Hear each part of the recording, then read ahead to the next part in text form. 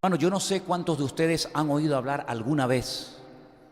A lo mejor para algunos es la primera vez que lo oyen, para otros dicen, ah, sí, yo sé algo del tema.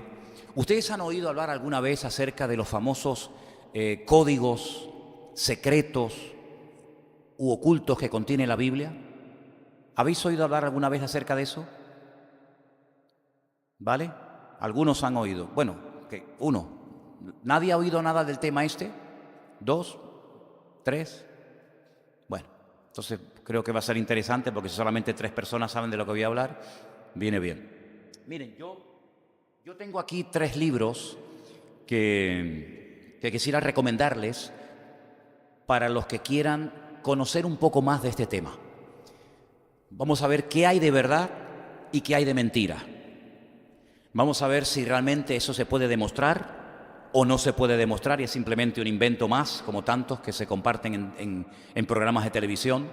Estos 3 libros, 2 de ellos son, por así decirlo, cristianos. Son 2 libros escritos por pastores. Uno de ellos es buenísimo, se llama La firma de Dios. La Biblia lleva la firma de Dios. Y este libro es muy bueno para los que quieran profundizar en este tema de los códigos de la Biblia. El otro libro se llama, su nombre es Jesús, Yeshua. Y es un libro en donde este hombre hace un recorrido por todo lo que llamamos el Antiguo Testamento y cómo en muchísimos versículos donde aparentemente no aparece el nombre de Cristo, sabiendo cómo encontrarlo, vas a encontrar cosas realmente sorprendentes acerca de la vida del Señor Jesucristo. Y el otro libro, tal vez el mundialmente conocido, es el famoso Código Secreto de la Biblia, ¿vale? Si alguien está interesado en conocer más de este tema, son los 3 libros que yo les recomiendo, porque hay mucho, pero también hay mucho libro que no vale para nada, pero digamos que de lo que hay, esto es lo que yo les recomiendo como buen material. En el capítulo 53 del profeta Isaías, vamos a ponerlo en español primeramente, aunque ustedes tienen ahí, espero que lo tengan derecho, porque a lo mejor, sabe Dios, bueno, por los números saben si está derecho o torcido. Vale, yo lo tengo aquí en grande.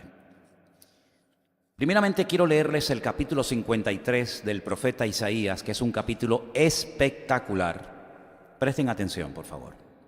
¿Quién ha creído a nuestro anuncio? ¿Y sobre quién se ha manifestado el brazo del Señor? Esta pregunta se la hace el profeta Isaías, Y ahora comienza a relatar cosas interesantísimas acerca del Mesías. Subirá cual renuevo delante de él, y como raíz de tierra seca, no hay parecer en él ni hermosura. Le veremos más sin atractivo para que le deseemos. Despreciado y desechado entre los hombres, varón de dolores, experimentado en quebranto, y como que escondimos de él el rostro, fue menospreciado y no lo estimamos. Ciertamente él llevó nuestras enfermedades y sufrió nuestros dolores, y nosotros le tuvimos por azotado, por herido de Dios y abatido. Mas él herido fue por nuestras rebeliones, molido por nuestros pecados. El castigo de nuestra paz fue sobre él, y por su llaga fuimos nosotros curados. Todos nosotros nos descarriamos como ovejas, cada cual se apartó por su camino. Mas el Señor cargó en él el pecado de todos nosotros. Angustiado él y afligido, no abrió su boca. Como cordero fue llevado al matadero, y como oveja delante de sus trasquiladores, enmudeció y no abrió su boca. Por cárcel y por juicio fue quitado, y su generación, ¿quién la contará? Porque fue cortado de la tierra de los vivientes, y por la rebelión de mi pueblo fue herido. Se dispuso con los impíos su sepultura, mas con los ricos fue en su muerte. Aunque nunca hizo maldad, ni hubo engaño en su boca. Con todo esto, Dios quiso quebrantarlo, sujetándole a padecimiento. Cuando haya puesto su vida en expiación por el pecado, verá linaje Vivirá por largos días y la voluntad de Dios será en su mano prosperada. Verá el fruto de la aflicción de su alma y quedará satisfecho. Por su conocimiento justificará mi siervo justo a muchos y llevará las iniquidades de ellos. Por tanto, yo le daré parte con los grandes y con los fuertes repartirá despojos, por cuanto derramó su vida hasta la muerte. Y fue contado con los pecadores, habiendo él llevado el pecado de muchos y orado por los transgresores. ¿Cuántos dicen amén? 166 palabras tiene este capítulo en hebreo. Y es increíble que con tan solo 166 palabras se pueda decir tanto acerca de él. No necesitó miles de palabras para describir lo que sufriría el Señor, sino que ya digo, con 166 palabras nos da una descripción increíble, muy profunda, muy extensa, muy interesante, que analizaremos Dios mediante a partir de hoy, acerca de lo que le tocaría sufrir al Señor Jesús, al Mesías. Ahora, volviendo al tema de los códigos y de todo lo que a priori no se puede ver en el texto, en este capítulo 53, sabiendo buscarlo, sabiendo cómo se hace, aparecen los nombres de los 12 discípulos de Cristo. Y usted dirá, pero no hemos escuchado, no hemos leído en ningún momento en el capítulo 53 el nombre de los 12 discípulos, pero están. Aparece el nombre de los 2 sumos sacerdotes que estarían en vida cuando el Señor Jesucristo fuera crucificado, Anás y Caifás. Ahí están. Aparece el nombre de Pilato. Aparece también la palabra cruz. No existía la crucifixión en los tiempos del profeta Isaías, pero aparece la palabra cruz en el capítulo. Aparece la palabra Pascua, porque fue en la fiesta de Pascua cuando el Señor Jesucristo fue crucificado. Aparece la palabra Cordero también en el capítulo. Y aparece también la palabra Yeshua. Quiero que pongamos la palabra, pongan lo que yo les vaya diciendo, ¿vale? No se me adelanten, no me pongan cosas que yo no les pida, ¿sí? Pónganme ahora la palabra Yeshua, porque ese es el nombre de nuestro Señor. El nombre que nosotros utilizamos, Jesús, no es su verdadero nombre. Los judíos no lo pronuncian, pero si yo les dijera lo que en hebreo significa Jesús, seguramente nunca mencionarías más el nombre Jesús. No te lo voy a decir porque ¿para qué? Pero su verdadero nombre era este, compuesto por 4 letras. Esa pequeñita se lee de derecha a izquierda, ¿vale? Esa letra es la más pequeña del alfabeto hebreo. Es la Yod. A continuación, una letra que se llama la letra Shin. Nos recuerda a los 3 patriarcas. ¿Veis que tiene como 3 palitos hacia arriba? Abraham, Isaac y Jacob. Es la letra de Shaddai, suficiente. A continuación, una letra que es la letra Bab, que aparece en el nombre sagrado de Dios. Y al final, una letra que es la letra Ain, que significa ojo. No todas las letras del alfabeto hebreo tienen una traducción literal, pero en este caso, por ejemplo, la última letra, la letra Ain, significa ojo. Ese es el verdadero nombre del Señor, Yeshua HaMashiach, que es lo que traducimos o mencionamos en el Nuevo Testamento como Señor Jesucristo. Cristo es Mashiach, que significa ungido, y Jesús viene de la palabra Yeshua. Ese nombre, Yeshua, el nombre del Señor Jesucristo, aparece en el capítulo 53 de Isaías, aunque ustedes ahora cuando me escucharon leerlo no lo mencioné, pero por eso yo les he dado a ustedes un papel y vamos a poner ahora el capítulo 53 de Isaías en hebreo. Y yo les he marcado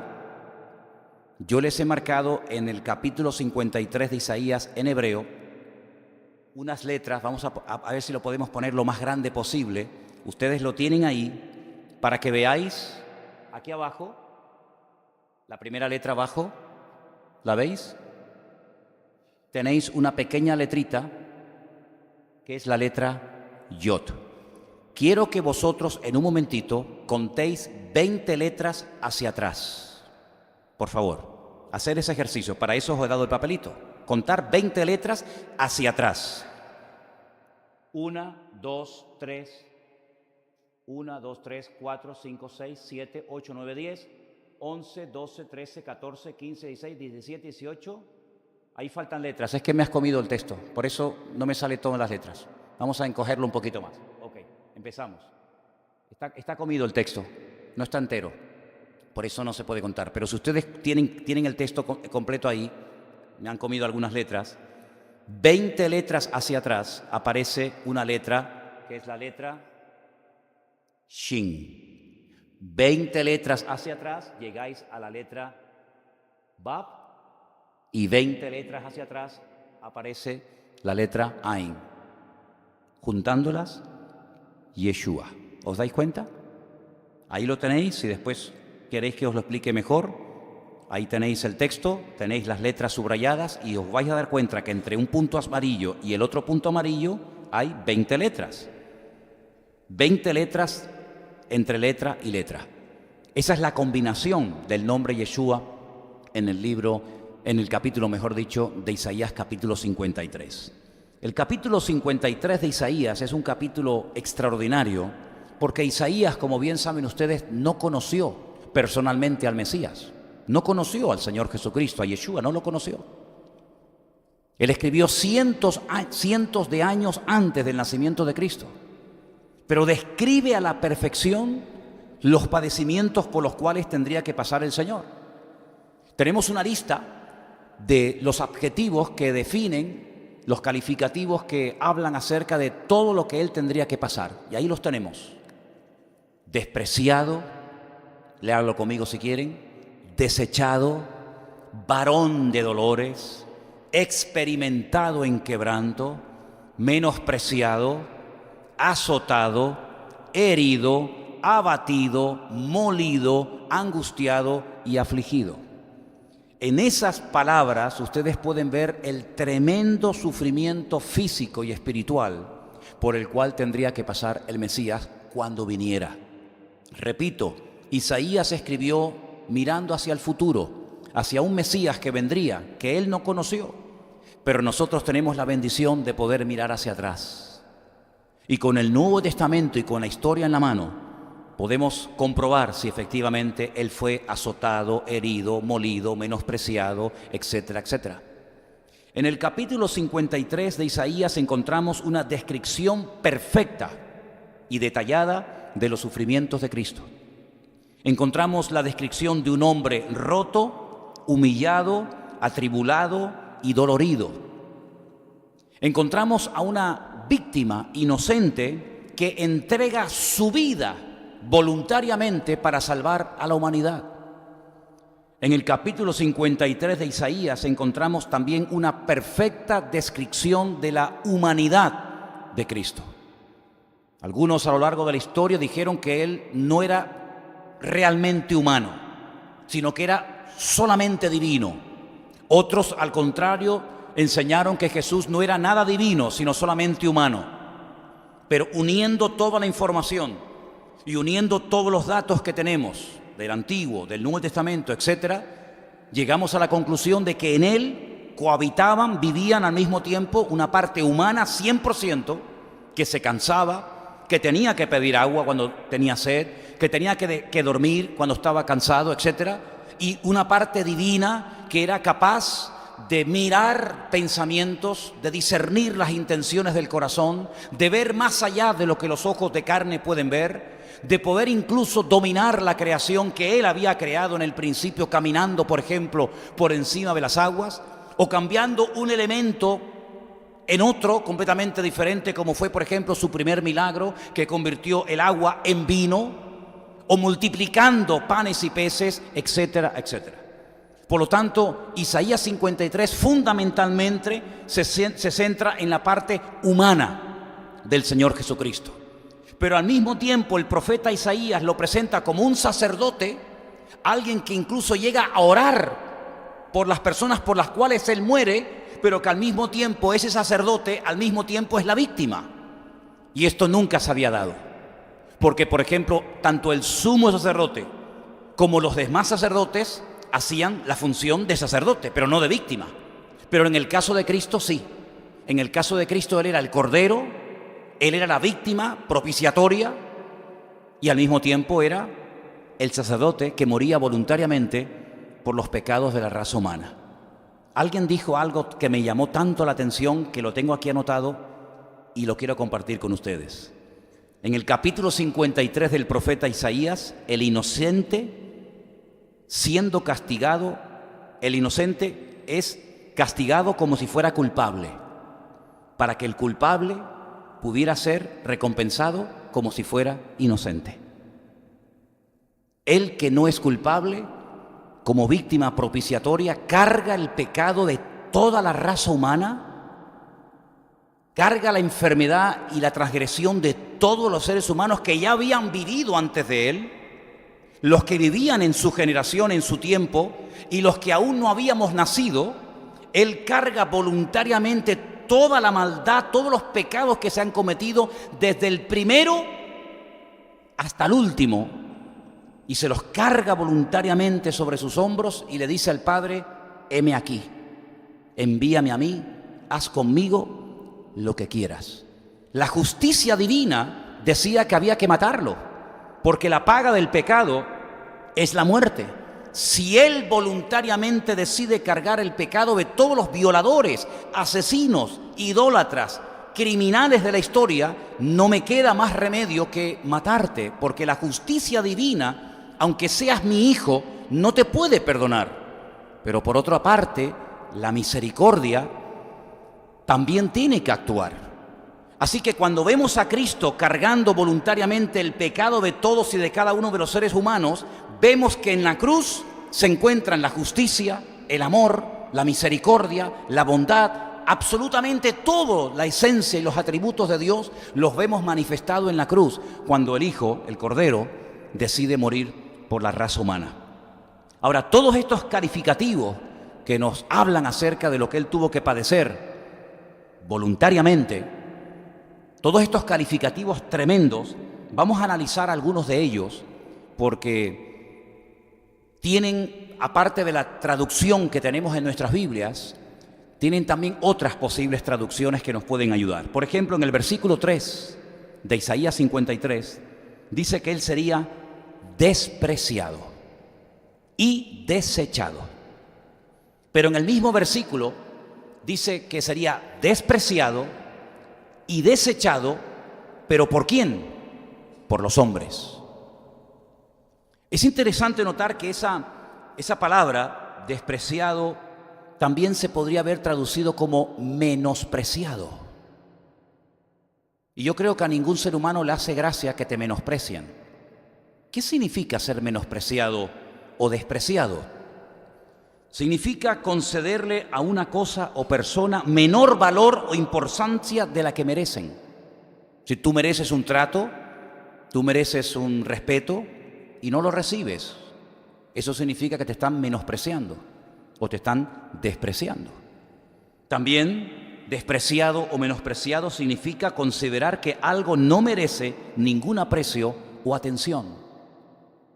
Él sabía perfectamente que cuando viniera, sobre todo a los suyos, a su pueblo, no iba a ser querido, no iba a ser bien recibido, no iba a ser adorado, no iba a ser recibido con todo tipo de alegría, sino más bien todo lo contrario. Puede pasar por la mente de algunos de ustedes el hecho de que hubo un momento en el que sí lo recibieron. Cuando entra triunfalmente, ¿os acordáis? La misma semana que padece montado en aquel pollino de asno, que por cierto no entró montado en un pollino de asno por casualidad, sino que había también una profecía, en este caso de Zacarías, que decía que entraría montado en un pollino de asno a Jerusalén. Y mucha parte de la ciudad salió y comenzaron a decir algo que se decía, pero no a cualquier persona, sino era una expresión que se le decía al sumo sacerdote cuando en la semana de la Pascua se iba a Belén. Preguntarán ustedes, ¿y a qué se iba a Belén? Belén está más o menos como a 8 kilómetros, 7, 8 kilómetros al sur de Jerusalén. El sumo sacerdote, seguramente acompañado de otros, se iba a Belén a comprar, a adquirir los corderos sin defecto que tendría que traer a Jerusalén para que fueran sacrificados durante esa semana de la Pascua. Los tenían durante algunos días examinándolo con lupa.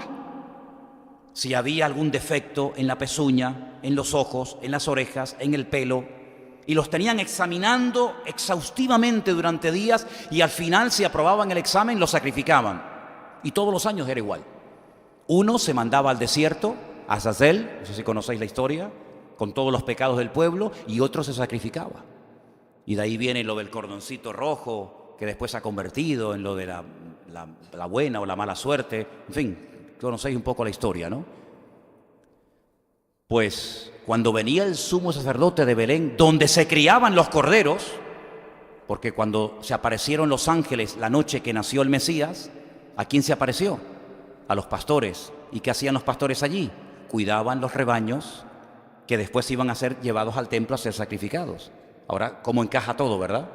El sacerdote iba a Belén, compraba los corderos, los traía, y cuando llegaba a la ciudad, toda la ciudad salía en peso y le decían: Baruch haba Beshem Adonai, bendito el que viene en nombre del Señor.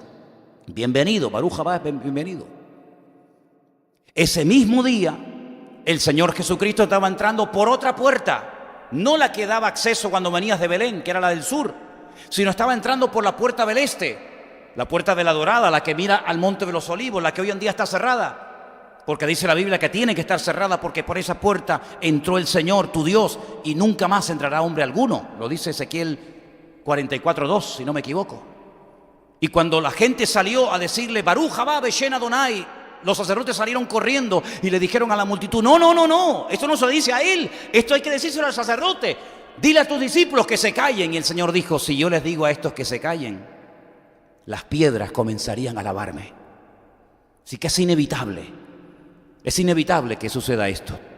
Y aunque aparentemente lo recibieron, esos mismos que le recibieron con aquel saludo, esos mismos, antes de que terminara esa semana, delante de Poncio Pilato, pidieron su cabeza.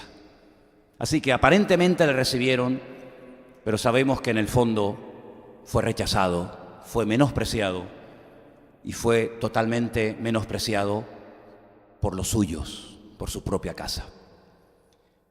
¿Él lo sabía?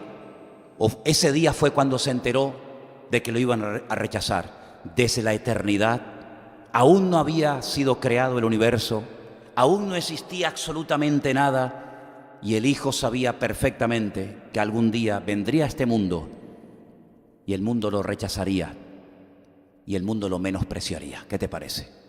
Entonces, ¿por qué vino? Porque de tal manera amó Dios al mundo que dio a su Hijo unigénito. ¿Te das cuenta?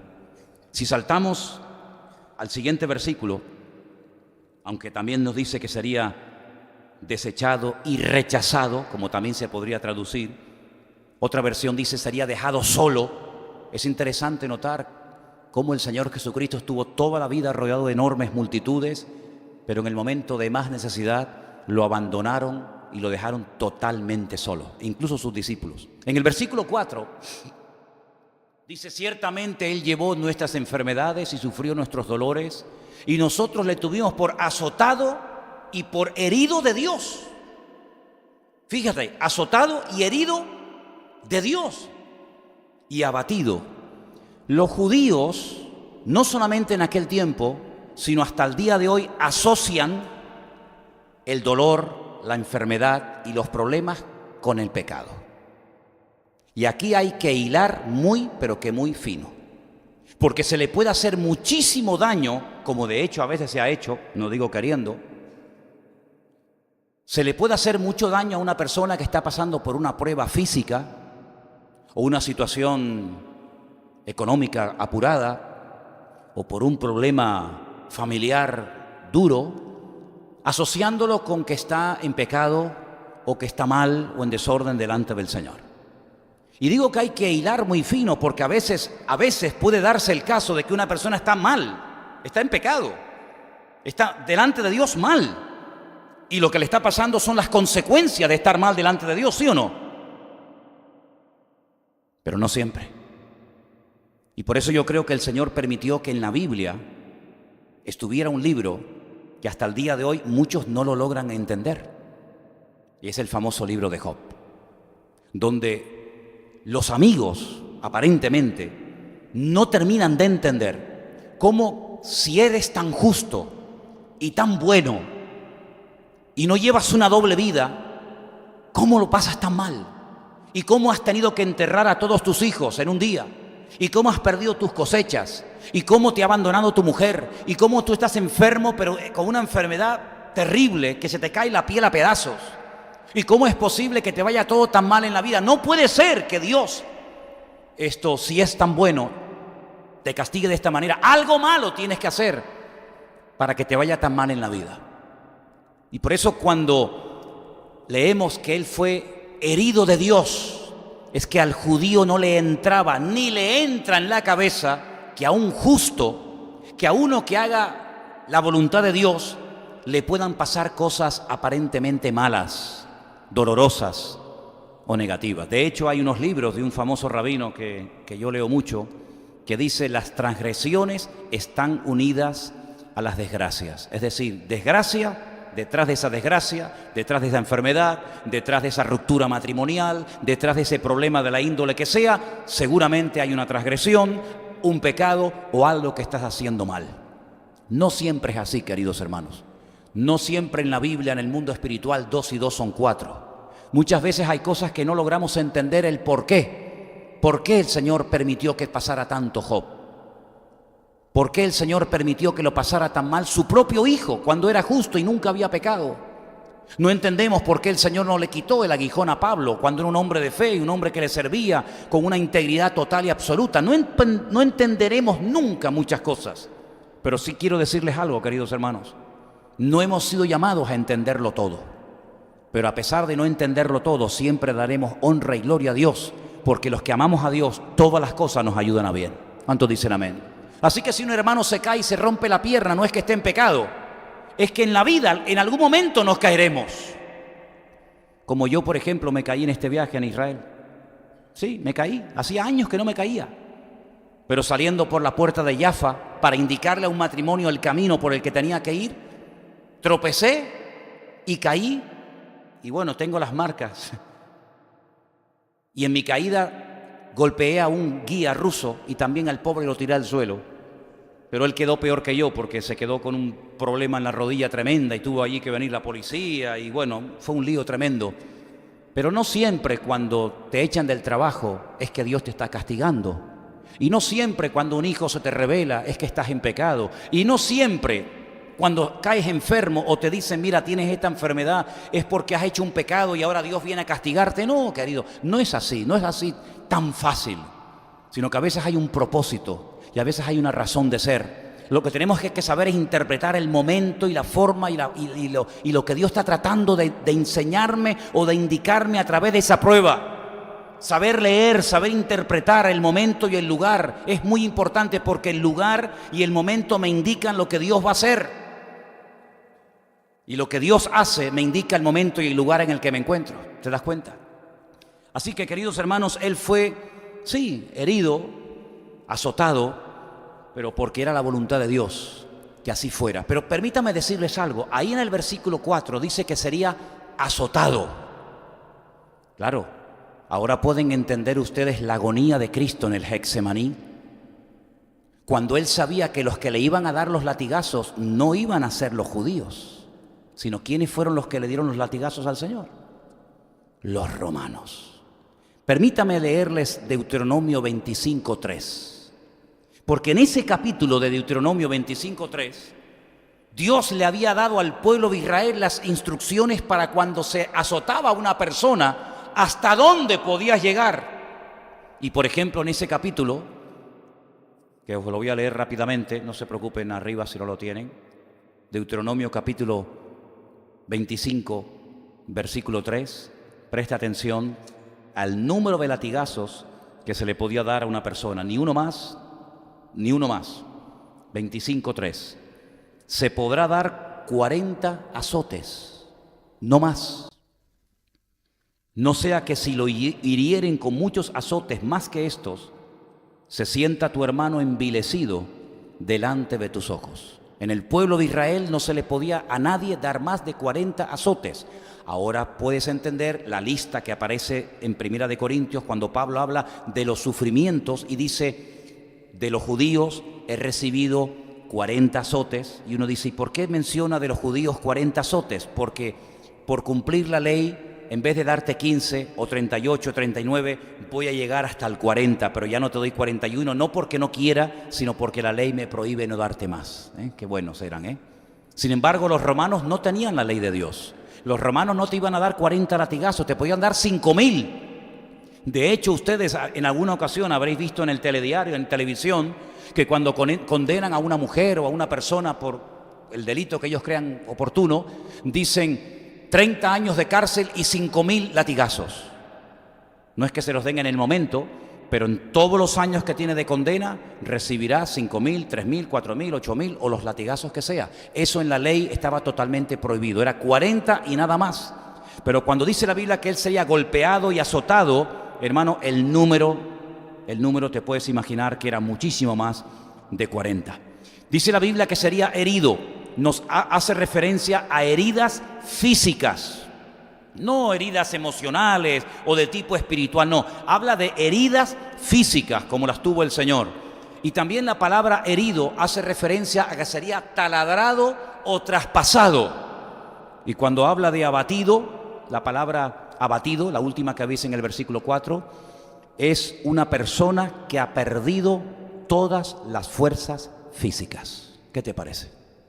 ¿Cómo no va a agonizar en el huerto de Getsemaní, sabiendo lo que se le viene encima?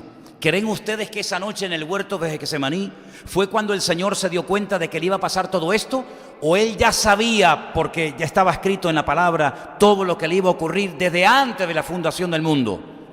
Sin embargo, no evitó el cumplimiento de la palabra. Él era capaz de sufrir en carne propia.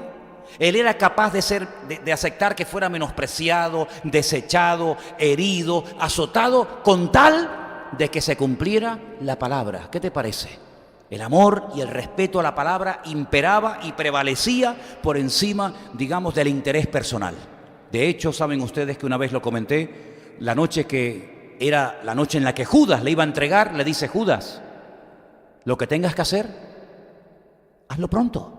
Venga, date prisa, vamos a cumplir con la palabra. El amor y el respeto que el Señor tenía a la palabra, aunque le costara la vida, estaba dispuesto a pagar el precio con tal de que la palabra profética se cumpliera en su persona. ¿Cuántos dicen amén? Tremendo, ¿verdad? Versículo 5. Herido y molido. Él fue herido por nuestras rebeliones, molido por nuestros pecados. La palabra herido, malajá, esa palabra que aparece ahí es malajá y significa enfermedades. Experimentaría enfermedades. Y la palabra molido, daká, significa aplastado. Es curioso notar que el Señor Jesucristo, cuando fue quebrantado y entregó su voluntad, no se fue al río Jordán a orar. No volvió a la casa donde partió el pan y el vino, sino que buscó un lugar en Jerusalén que se llama Getsemaní para ir a orar y para que el Padre lo moliera y lo aplastara. Y uno dice, ¿y por qué se fue a Getsemaní y no se fue a cualquier otro lugar? Bueno, es que, te vuelvo a repetir lo que te dije antes, el lugar indica lo que va a hacer Dios y lo que Dios hace tiene que ver con el lugar. Por eso es muy importante saber qué lugar debo de ocupar en la vida. Porque hay bendiciones que no se reciben en ciertos y determinados lugares. Y como yo lo que digo, siempre intento demostrarlo con la palabra. ¿Se acuerdan ustedes? Y hago un paréntesis, no me voy del tema. ¿Se acuerdan ustedes cuando el Señor Jesucristo les dijo: id a Jerusalén y esperad la promesa del Padre? ¿Por qué Jerusalén? Y si nos vamos todos y nos ponemos a orar todos en Capernaum, ¿no recibiremos la promesa del Padre? Pues no. ¿Por qué insistió el Señor de que volvieran a Jerusalén?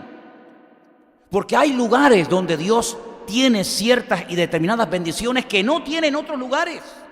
Cuando llegó el día de Pentecostés, cito Hechos capítulo 2, cuando llegó el día de Pentecostés estaban todos unánimes juntos y de repente vino del cielo un viento recio, el cual soplaba, y lenguas repartidas como de fuego se asentaron sobre cada uno de ellos, y todos fueron llenos del Espíritu Santo. Moraban entonces de Jerusalén judíos, varones piadosos, y ahí está todo el capítulo, ahí increíble. Y tú dices, ¿dónde recibieron esa experiencia? En Pentecostés. ¿Dónde? En aquella casa. ¿Por qué no en otro lugar? Porque Dios nos dice dónde tenemos que estar y dónde no tenemos que estar.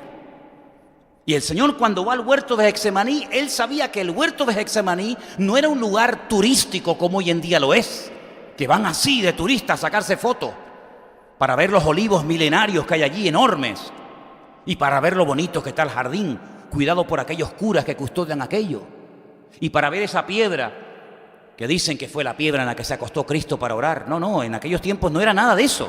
No era un lugar turístico para ir a sacar fotos. Era un lugar donde la gente llevaba las aceitunas, porque allí había una prensa y allí había un lagar, un molino, y allí exprimían la aceituna y allí salía el oro líquido, el aceite. Y entonces el Señor dijo, bueno, como aquí aplastan y machacan la aceituna para sacar el aceite, yo voy a ir al huerto de Getsemaní para que mi Padre me machaque y para que mi Padre me trate y para que allí le entregue mi voluntad. Y aunque tenga que pedir oración, no me da vergüenza orar por mí, porque hoy mi alma está triste hasta la muerte. Y elige Getsemaní como un lugar simbólico de que Él también sería allí aplastado, molido y machacado por nuestras rebeliones, por nuestros pecados, y para obtener la paz, que no se compra con dinero, sino con la sangre preciosa de Jesucristo. ¿Cuántos dicen amén? Así fue herido, molido. Claro, cuando te dicen en Israel que este capítulo no tiene nada que ver con el Mesías, sino que este capítulo describe los sufrimientos del pueblo de Israel, no sé si echarme a llorar o echarme a reír. Porque en absoluto, jamás, durante siglos y siglos y siglos y siglos, el pueblo de Israel siempre creyó y aceptó que Isaías capítulo 53 era el capítulo que describía la vida del futuro Mashiach, del Mesías. Pero un señor llamado Rashi, un rabino francés, de origen francés, dijo no, vamos a cambiar esto del Mesías y vamos a decir que este es el pueblo de Israel, que el profeta describe sus sufrimientos y sus dolores y sus angustias. Y como la gente se quedó así medio desconcertada, porque hasta ahora hemos creído una cosa y ahora nos quieren hacer creer otra, pues al final se le dijo, este capítulo no se lee. Y no es que lo hayan quitado de la Biblia, sino que simplemente se le dice a la gente, este capítulo no lo lean, así directamente, en crudo. ¿Qué te parece? Pero mira qué privilegio tenemos nosotros en esta noche de poder leer el capítulo 53, porque aquí no se oculta nada, y mucho menos la palabra del Señor. Amén, hermanos. Versículo 7, venga, vamos rapidito. ¿Qué hora tenemos? Vamos. Todos nosotros, Culano Katzon Taíno, es un versículo que estamos aprendiendo en hebreo. Todos nosotros, y cuando se lo digo a la gente allí en Israel, se quedan con la boca abierta diciendo, madre mía, todos nosotros nos descarriamos como ovejas. Esto no solamente los gentiles, no, todos nosotros, el pueblo de Israel también incluido, cada cual se apartó por su camino, mas el Señor cargó en él el pecado de todos nosotros. Y ahora dice, angustiado, que es la palabra oprimido, ahora vamos a leer en Job 39:7, angustiado, afligido, no abrió su boca. No era un hombre respondón. Era una persona que callaba, se tragaba el dolor y no manifestaba el dolor. Y esto llamó tanto la atención de Pilato que dijo, ¿no me hablas? ¿No me contestas? ¿Tú no sabes que tengo poder y autoridad para salvarte o para condenarte? Y cuando se cuestiona el concepto de autoridad es cuando él abre la boca y dice, mira, para el carro, no te confundas, amigo. Tú no podrías hacer absolutamente nada contra mí si mi Padre no te lo permite. Así que no es que tú me quites la vida, yo la ofrezco voluntariamente. ¿Cuántos dicen amén? Pero fue oprimido, Y esta palabra oprimido la analicé y hace referencia, y esto lo acabo de ver en Israel, en esa cueva de Elías donde les mostré antes, hace referencia al arriero que golpea constantemente a su animal. Cuando el animal no obedece o cuando quieres que vaya por un camino, le dan y le dan. Eso es lo que significa angustiado y oprimido en hebreo. Hace referencia a personas que están en trabajos forzados. También significa estar en grave apuro. Y también significa exigir una deuda por la fuerza. Si cuando me debes algo, te machaco. ¿Me pagas o voy a por ti, por tu familia, por tus hijos? Como la parábola, aquel que le debía tanto dinero y al final el pobre hombre le quieren vender hasta la familia. A esos puntos, a esos extremos llegó el Señor Jesucristo. Un agobio, un estrés, para que después nosotros nos quejemos cuando el jefe en tu trabajo hoy te haya dicho una mala palabra y estás hecho polvo una semana. Es que me echó la bronca esta mañana y estás una semana hecho polvo y ya estás pensando hasta irte al mundo a emborrachar otra vez.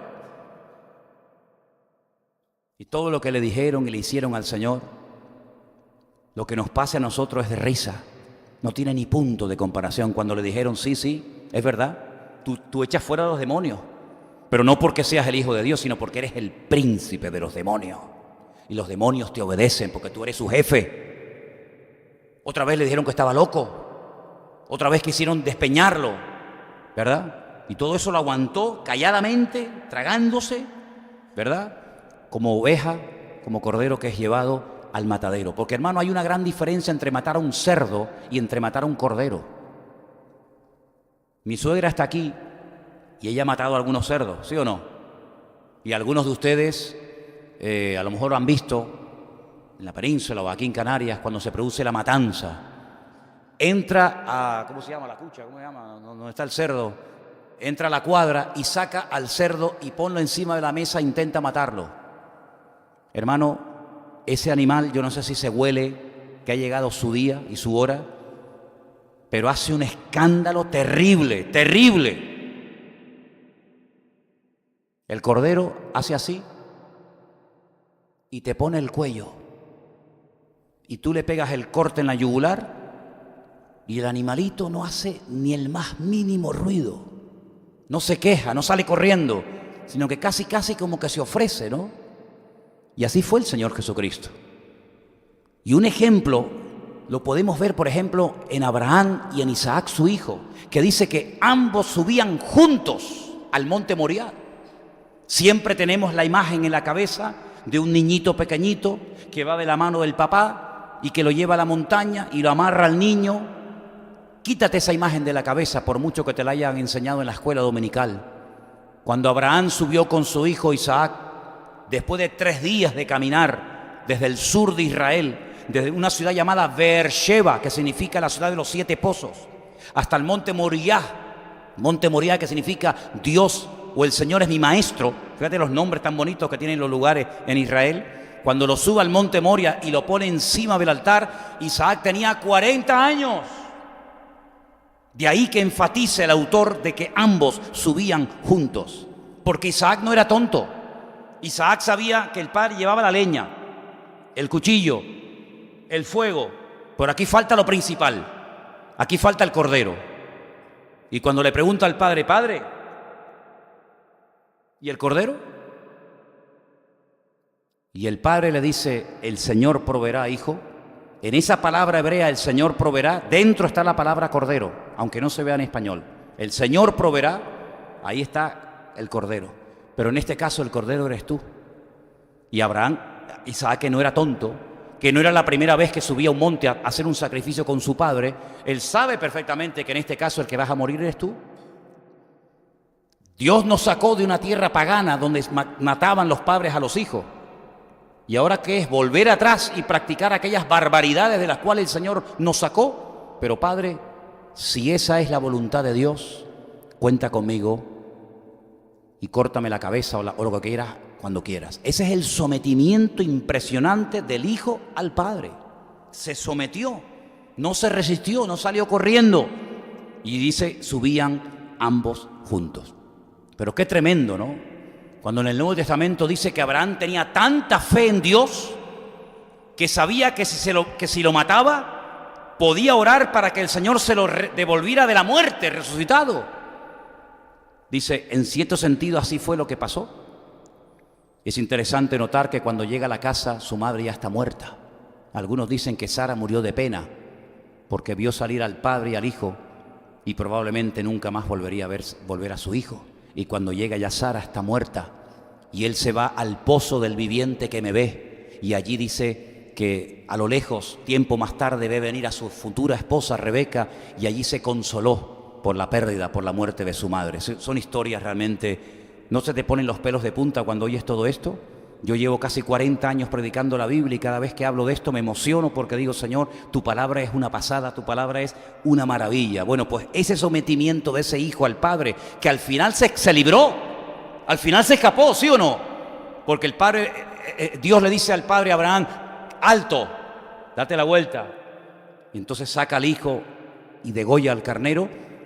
En el caso de Cristo no fue así. En el caso de Cristo tuvo que morir ese día. ¿No os habéis preguntado nunca por qué lo crucificaron en el centro y por qué la Biblia enfatiza y una y otra vez, uno a la derecha, otro a la izquierda, y uno a la izquierda, uno a la derecha? Porque la Biblia no cuenta cosas para rellenar, sino que cuando dice que a él lo pusieron en el centro, tiene que ser por algo.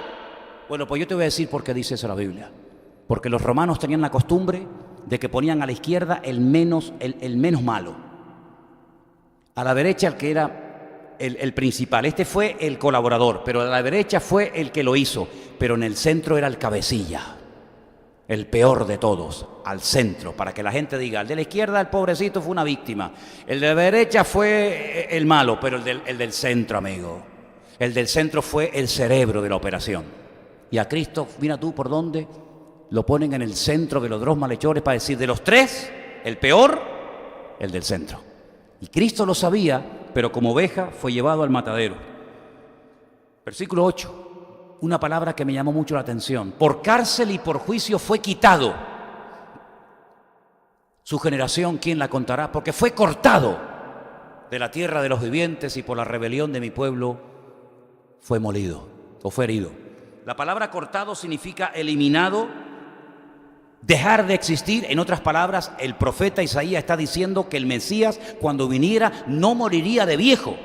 Hay una leyenda hindú que dicen que Jesucristo, antes de ministrar, antes de ser el Señor Jesucristo en Israel, fue a la India. Y en la India aprendió todo lo que después fue a Israel y enseñó. Y cuando terminó su ministerio, se fue a la India, a Cachemira, y allí se hizo un gurú, y allí hay todavía hasta el día de hoy hijos y descendientes del Mesías judío. Barbaridades, con tal de que el mundo no acepte la verdad. Pero Cristo fue cortado, fue eliminado, fulminado de una muerte cruel, atroz, que duraba horas.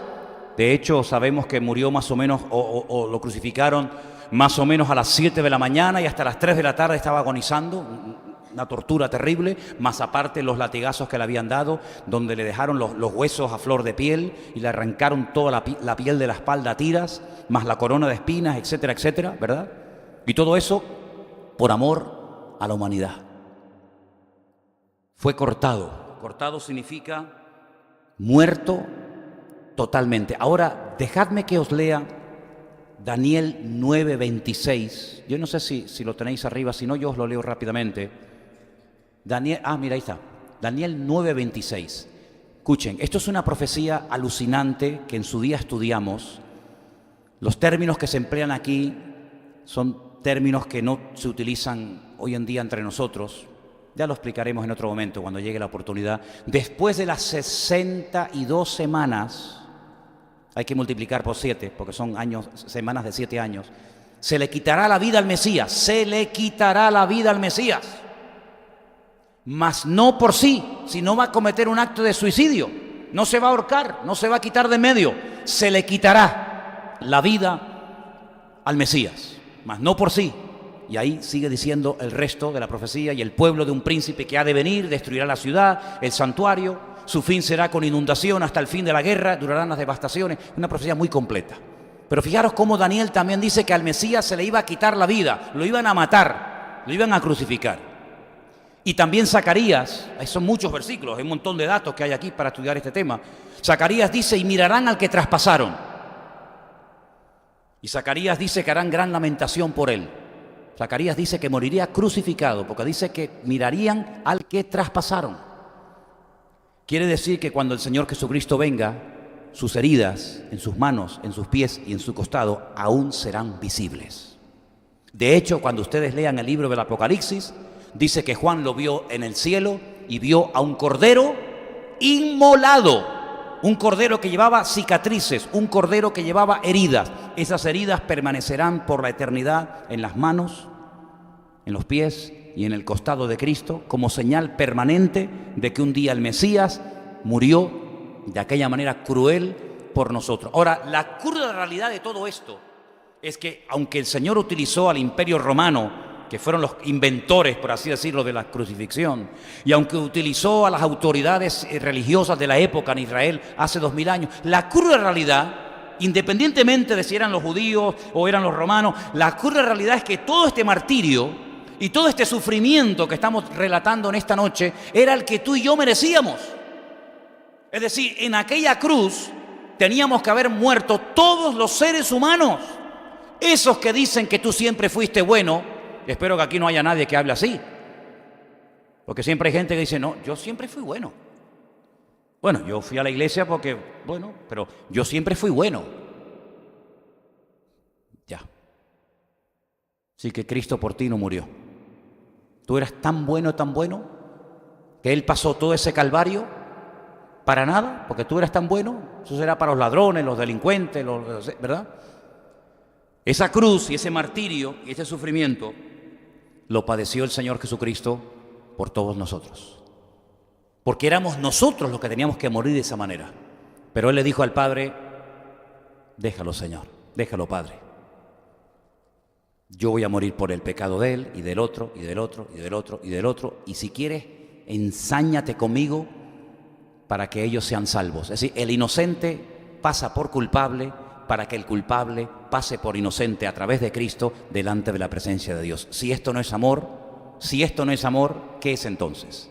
Finalmente el capítulo termina diciendo, en el versículo 9, se dispuso con los impíos su sepultura. Se dispuso, alguien dictaminó que a Cristo lo crucificaran entre malhechores, entre impíos, entre pecadores. Alguien lo dispuso. Alguien estableció que Cristo muriera de esa manera, no aparte, no con una flecha o con una lanza, sino se dispuso que muriera con los impíos en su sepultura, más con los ricos fue en su muerte. Ahora, esto es un milagro que a lo mejor alguna vez lo has oído o a lo mejor no.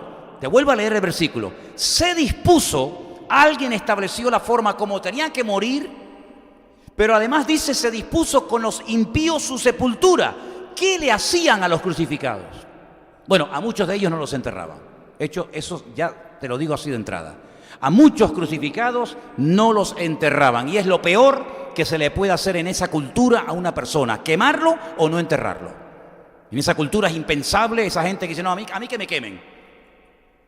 En esa cultura se quemaba a lo peor. A lo peor de lo peor, los que no se merecen ni un cacho de tierra, se les prendía fuego. Yo sé que es una práctica que muchos cristianos y tal, y se ha extendido mucho y no sé qué, no sé cuánto, pero yo te digo lo que dice la Biblia. Tú después como si te quieren tirar a la punta de Teno, a mí me da igual. ¿Quieres que te tiremos allí? Vamos y te tiramos. Engodo para los peces. Pero en aquella cultura, el que no te enterraran o te quemaran era lo peor que te podían hacer. De hecho, ustedes saben que muchas veces cuando cogen a alguien en esos países, lo arrastran por la tierra, los despedazan, mandan los trozos por todo el país, le prenden fuego, menos sepultarlo, lo que sea.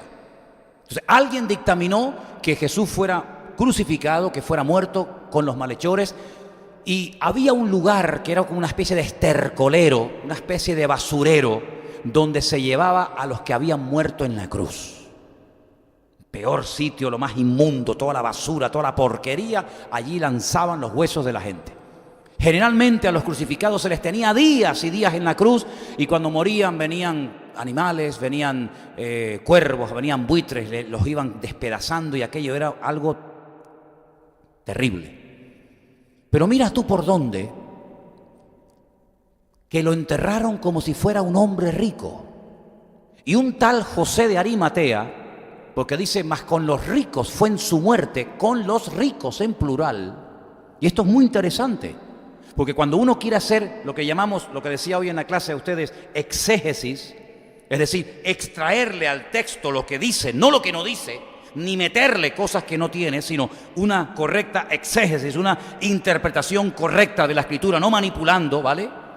Pues es curioso notar el término ricos, porque los dos hombres más ricos en aquel momento de Jerusalén tienen que ver con la muerte de Cristo.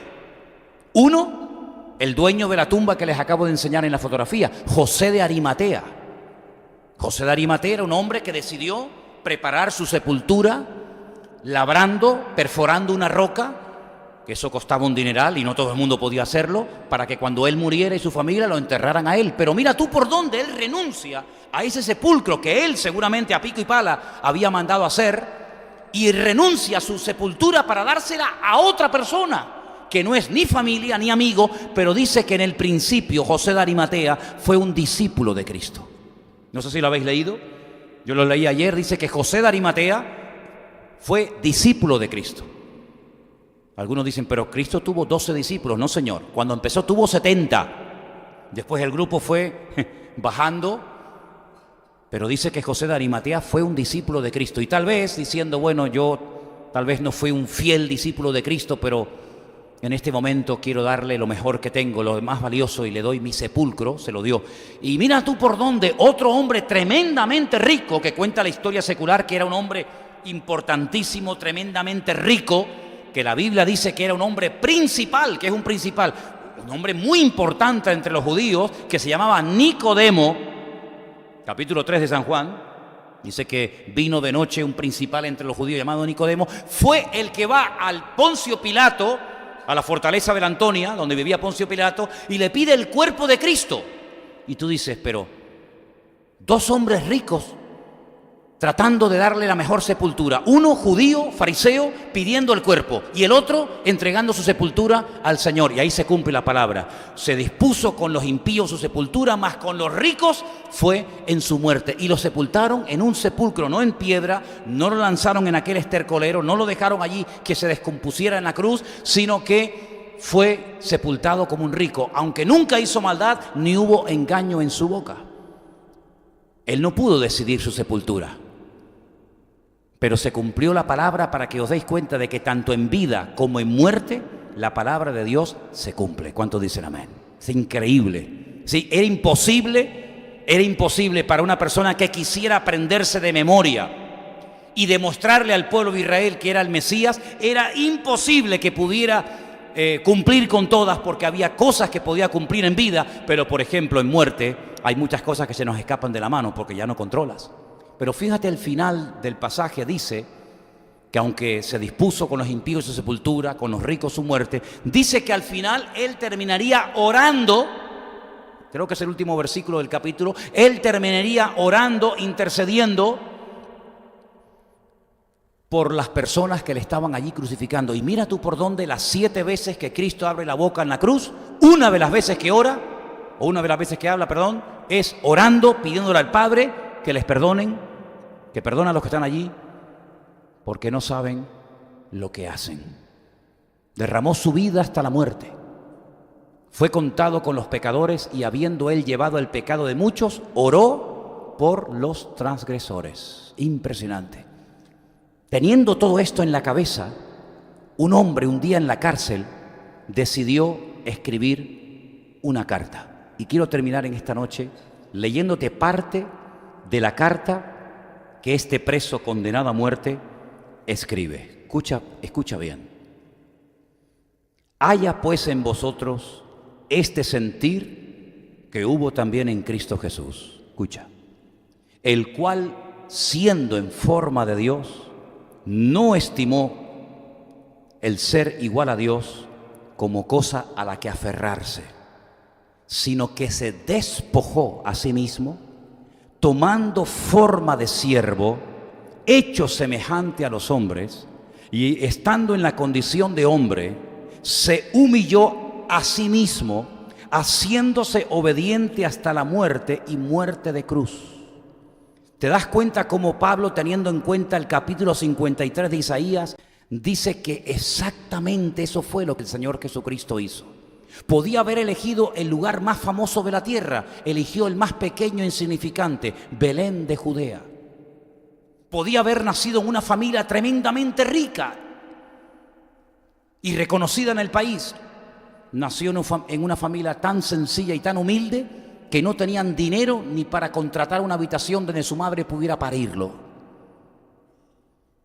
Todo se elige de antemano, demostrando que es Él en su soberanía, en su eternidad, el que elige el tipo de vida, el tipo de ropa, el tipo de persona, el tipo de comida, el tipo de muerte, el tipo de estilo de vida que Él llevaría. Luego, nada es casual en Cristo. Nada es casual. Dice, no tengo ni donde recostar mi cabeza, el creador del universo, de millones y millones de galaxias. No tengo ni donde recostar mi cabeza. El creador de los océanos, donde hay millones y millones de toneladas de metros cúbicos de agua, le dice a una mujer, dame agua porque tengo sed. El creador del universo se queda dormido en una barca y el creador del universo necesita un burro para poder entrar triunfalmente y cumplir la palabra profética de Isaías 14, el día que entró triunfalmente en Jerusalén. El creador de la tierra y del universo no tiene ni una sepultura, pero no te preocupes que un rico te la va a regalar, te la va a prestar para que se cumpla la palabra profética de Isaías 53. Sí, está todo controlado, todo bajo el control. Y entonces dice, y verá el fruto de su aflicción y quedará satisfecho. Y Pablo, diciéndolo de otra forma, dice, pues porque se humilló, se anonadó, se hizo nada, se desprendió a sí mismo, llegó hasta lo más bajo que puede llegar un ser humano. Por eso el Padre le ha dado un nombre que es sobre todo nombre, para que en el nombre de Yeshua HaMashiach se doble toda rodilla de los que están arriba en el cielo, en la tierra y aún debajo de la tierra, y toda lengua confiese que Jesucristo es el Señor, para la gloria de Dios Padre. ¿Os das cuenta cómo no hay casualidad? ¿Cómo no hay injusticia? ¿Cómo no se pasa el Padre? Hasta cuando lo abandona hay justicia. Hasta cuando el gemido indecible y del dolor de Cristo en la cruz, Padre, ¿por qué me has desamparado? Hasta en ese acto hay justicia de parte de Dios. Porque si el Padre se hubiera quedado con el Hijo siendo el pecado personificado, hubiera sido injusto. Hubiera ido en contra de la santidad de su esencia misma. ¿Por qué? Porque la santidad de Dios le impide cohabitar con el pecado. Y Él tiene que abandonar a su propio Hijo. ¿Pero por qué? Porque lo odia, no, porque lo ama y porque la santidad no puede cohabitar con el pecado. Pero sin embargo lo ama tanto y en su misericordia lo ama tanto que no permitió que se corrompiera, no permitió que ni un solo hueso fuera quebrantado, sino que al tercer día lo resucita, demostrándole al mundo que Él no fue un impostor ni un mentiroso, sino que Él era el Rey de Reyes y Señor de los señores. Y quiero que ahora le des un fuerte aplauso al Señor, porque Él se lo merece. ¡Aleluya! ¡Gloria a Dios! ¡Gloria a Dios! ¡Amén! ¡Gloria a Dios! Fuerte ese aplauso para el Señor Jesús. A ti la gloria, a ti la honra, al que vive por los siglos de los siglos. ¡Amén! ¡Aleluya! ¡Aleluya! ¡Gloria a Dios! Para muchos fue el final. Para muchos fue el principio. Para muchos fue una vergüenza. Estando en el sepulcro hace unos días, le dije a la gente, ¿sabéis? Lo primero que se dijo para extender la mentira, se usó el poder económico, se usó el dinero, porque los judíos fueron a Poncio Pilato y le dijeron, ¿sabes? Hemos recordado algo. Y a ver si al final va a ser peor el remedio que la enfermedad. Este hombre dijo, cuando estaba vivo, que al tercer día resucitaría. Entonces, para evitar males mayores,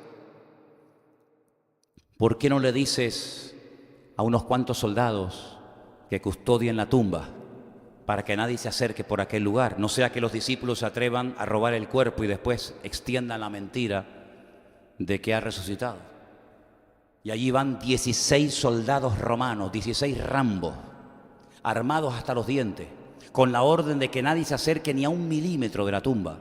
Ponen un precinto romano Y allí están 16 soldados romanos que saben que como se les robe el cuerpo que está dentro, ellos van a morir muertos, lo van a matar al día siguiente.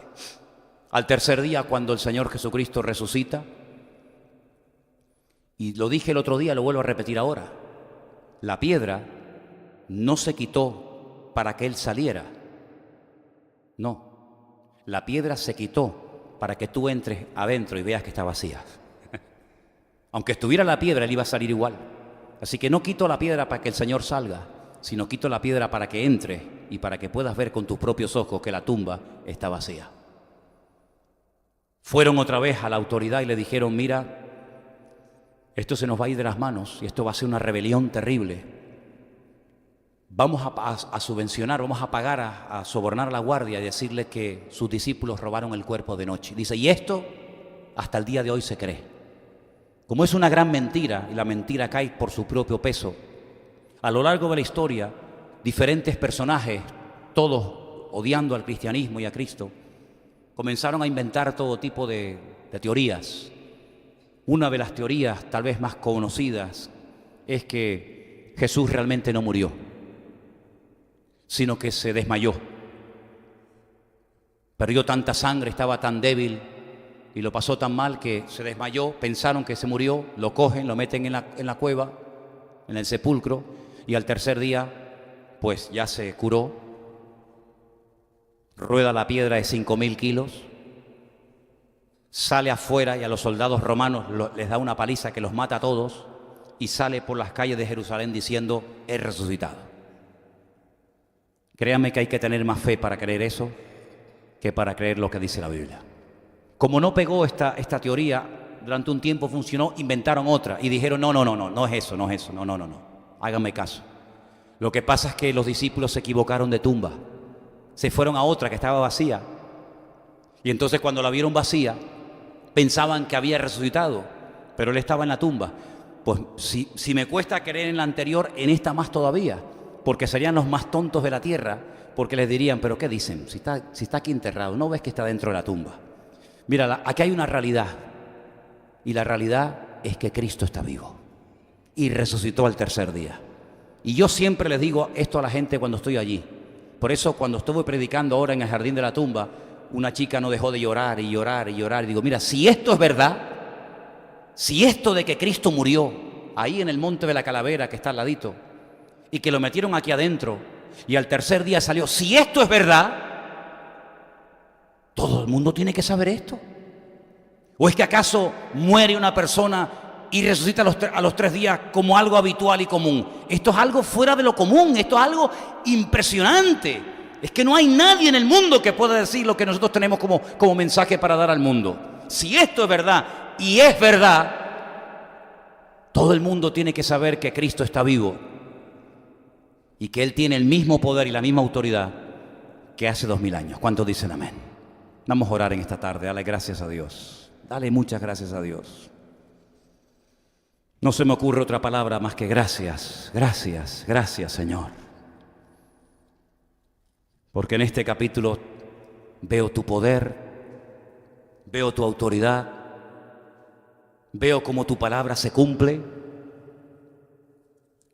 Y no importa lo que te hagan o lo que te digan, tú siempre triunfas y tu gloria va en aumento como la luz de la aurora. No importa que te hayan menospreciado, humillado, maltratado, azotado, herido, no importa.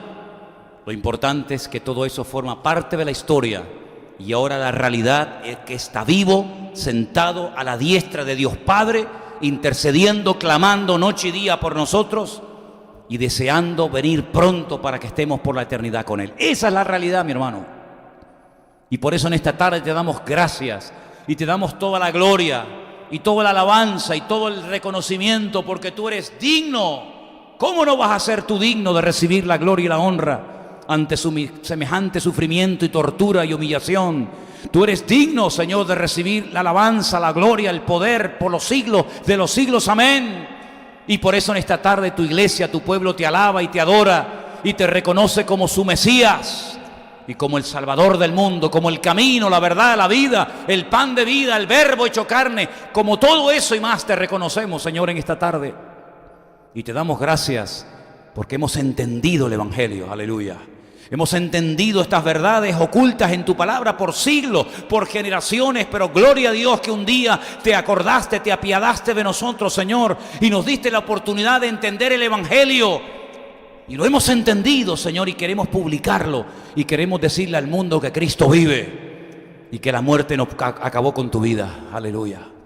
Gracias, Señor, por esta palabra, por este capítulo tan espectacular, Isaías 53, donde te vemos a ti glorioso y triunfante. Gracias, Padre, por tu palabra en nuestra vida y por tu presencia. En el nombre bendito de Yeshua HaMashiach, nuestro Señor. Amén.